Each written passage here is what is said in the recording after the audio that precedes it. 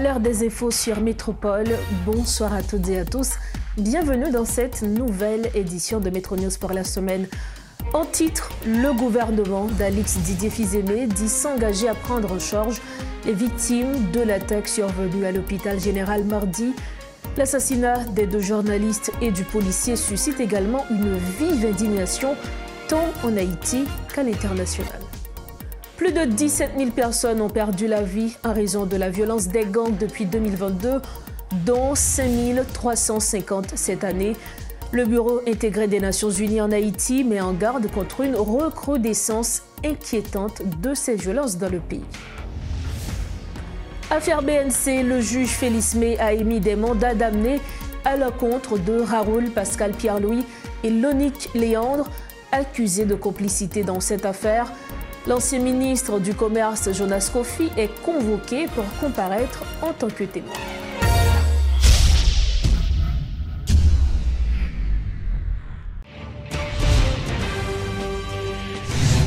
Bienvenue à tous au développement des titres de l'actualité. Comme annoncé, l'attaque meurtrière survenue le 24 décembre à l'hôpital général a provoqué une vive indignation en Haïti et à l'international.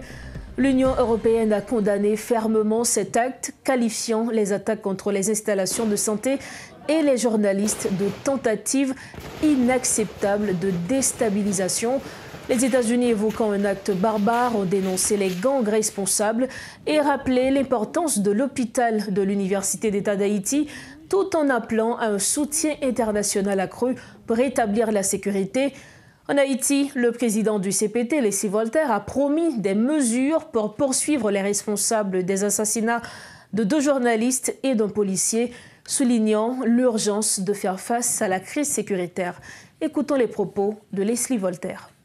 Pour le conseil présidentiel de transition, ce qui passe jeudi, je fête Noël dans l'hôpital général, côté moun dans la population, côté journaliste, côté policier, victime, c'est inacceptable. Nous présentons sympathie by toute famille, en particulier by PNH là et by toute association journaliste, et nous garantissons que ça n'est pas prêté sans conséquence. 12 jours après l'attaque à l'hôpital de l'Université d'État d'Haïti, qui a causé la mort de deux journalistes, d'un policier et fait plusieurs blessés, le gouvernement haïtien a condamné cet acte barbare et annoncé des mesures de soutien aux victimes et à leurs familles. Le Premier ministre Alix Didier Fils-Aimé a exprimé sa solidarité et a envoyé une délégation dirigée par son directeur de cabinet pour évaluer les besoins des victimes. Le gouvernement a pris en charge les frais médicaux, les funérailles des défunts et a promis un accompagnement matériel et psychologique aux familles. Le Premier ministre a également assuré que les responsables seraient poursuivis. Notons également que suite à ce drame, le ministre de la Santé publique, Dukenson Lorté-Blema, a été révoqué ce jeudi. Le ministre de la Justice, Patrick Pellissier, a été désigné pour assurer l'intérim au ministère de la Santé publique.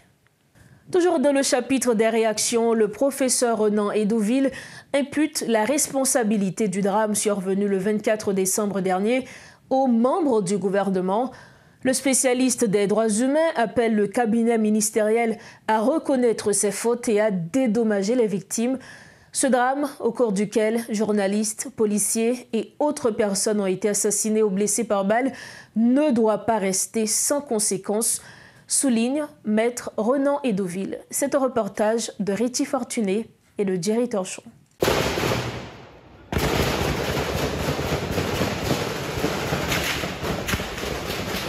Les réactions continuent de se multiplier 72 heures après le drame survenu à l'hôpital de l'Université d'État d'Haïti, où une dizaine de journalistes ont été victimes de balles de bandits. 2 morts et 7 blessés par balle ont été enregistrés dans les rangs des travailleurs de la presse, selon les chiffres officiels. Si le ministre de la Santé publique a été évincé quelques heures après cette attaque, l'ancien protecteur du citoyen juge cette mesure prise par le Conseil présidentiel insuffisante. Maître Renan Edouville revient sur le fait. Le Conseil présidentiel de transition le gouvernement de la République, non seulement il y a une responsabilité morale dans sa crivéa, mais il y a une responsabilité pénale parce que c'est le gouvernement qui t'a lancé l'invitation aux journalistes. Ce n'était pas seulement le ministre de la Santé publique, parce que le ministre de la Santé publique n'a pas été capable de décider pour traîner journaliste dans l'abattoir dans la date 24 décembre, dans le sens que toute équipe gouvernement, ou bien sans que tout membre dans le conseil présidentiel de transition n'est pas au courant. Donc ça n'a pas été une invitation isolée. En plus des journalistes, des membres du personnel de l'hôpital et des spectateurs ont été également touchés par balles. À date, les causes de ce drame survenu au moment d'une tentative de réouverture de l'hôpital général restent inconnues.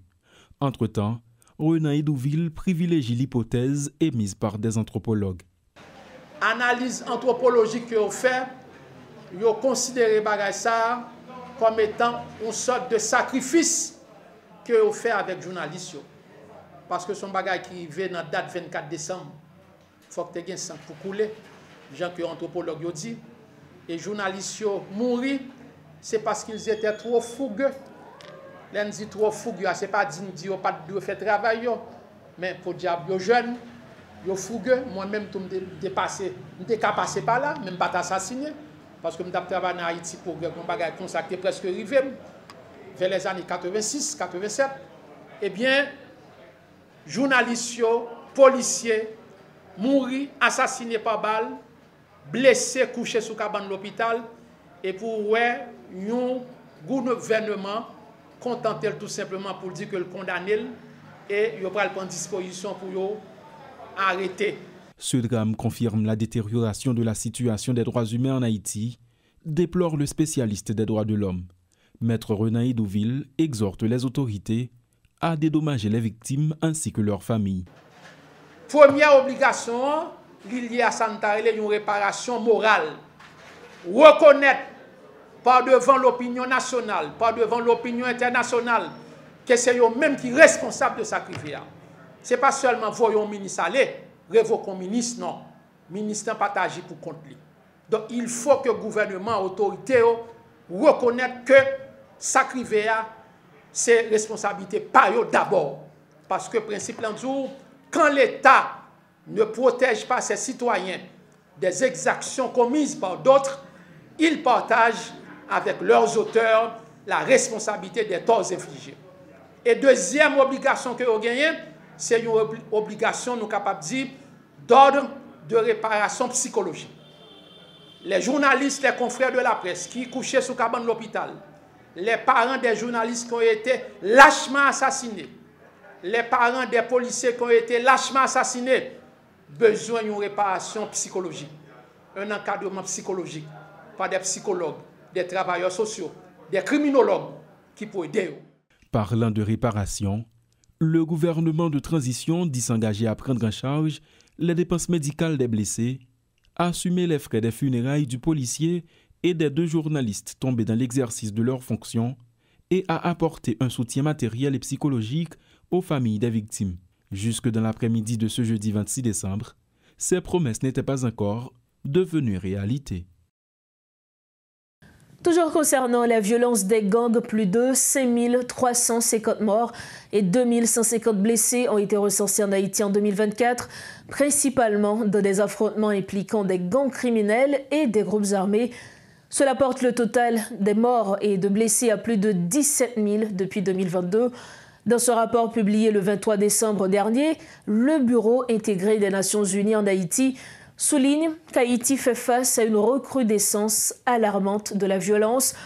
Entre le 6 et le 11 décembre, le gang de Wharf Jérémy a exécuté 207 personnes, dont une majorité de personnes âgées accusées à tort de pratiques occultes.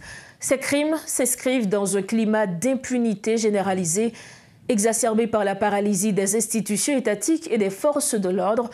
L'ONU appelle à des mesures urgentes pour restaurer l'état de droit et protéger les populations vulnérables. Autre dossier, rebondissement dans l'affaire BNC.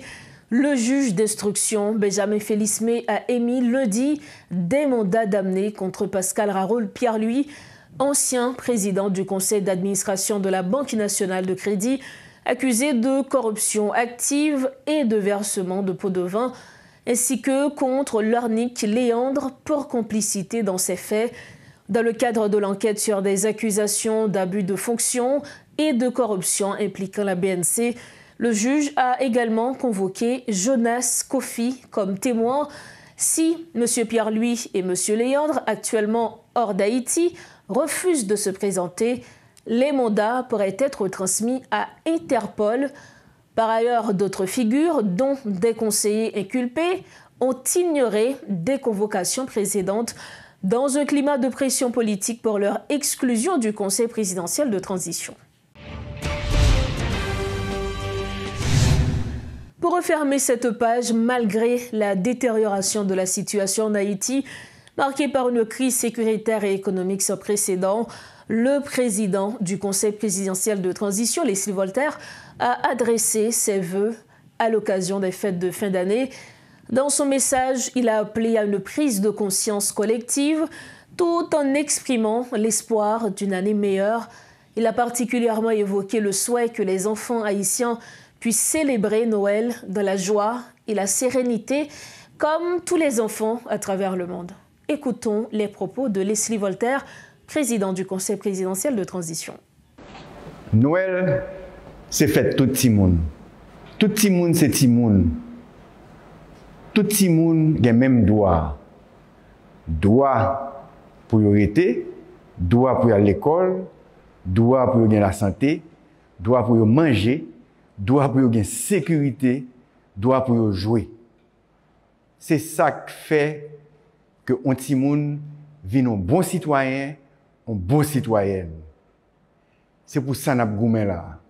Et nous avons dit grand moun yo, bon combat. Bon combat pour pacifier le pays, pour que petit moun yo joue une belle Noël en 2025. Ce journal touche à sa fin. Avant de partir, voici le rappel des points qui ont été développés ce soir. Le gouvernement d'Alix Didier Fils-Aimé dit s'engager à prendre en charge les victimes de l'attaque survenue à l'hôpital général mardi. L'assassinat des 2 journalistes et du policier suscite également une vive indignation tant en Haïti qu'à l'international. Plus de 17 000 personnes ont perdu la vie en raison de la violence des gangs depuis 2022, dont 5 350 cette année. Le Bureau intégré des Nations Unies en Haïti met en garde contre une recrudescence inquiétante de ces violences dans le pays. Et puis, affaire BNC, le juge Félix May a émis des mandats d'amener à l'encontre de Pascal Raro Pierre-Louis et Lornick Léandre, accusés de complicité dans cette affaire. L'ancien ministre du Commerce, Jonas Kofi, est convoqué pour comparaître en tant que témoin. Voilà ce qui met fin à cette édition de Métronos pour la semaine. Merci infiniment de l'avoir suivi. Merci de votre confiance. Merci également de votre attention. On se retrouve demain pour une autre édition de Métronews. Entre-temps, restez branchés Métropole. Bonsoir.